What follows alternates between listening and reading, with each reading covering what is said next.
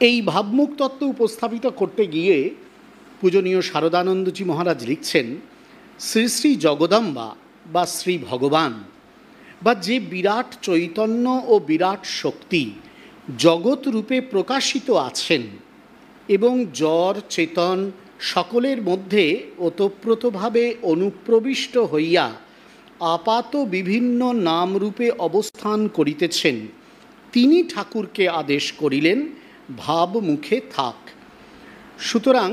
এই যে অবতার রূপে এসে জগৎ কল্যাণে ভগবান শ্রীরামকৃষ্ণদেব অবতীর্ণ হবেন, সেই অবতীর্ণ হওয়ার জন্যে যে কাজগুলো তিনি করবেন সেটা করার জন্যে তাকে এই একটা নির্দিষ্ট অবস্থায় থাকতে হবে, ভাবমুখ অবস্থা,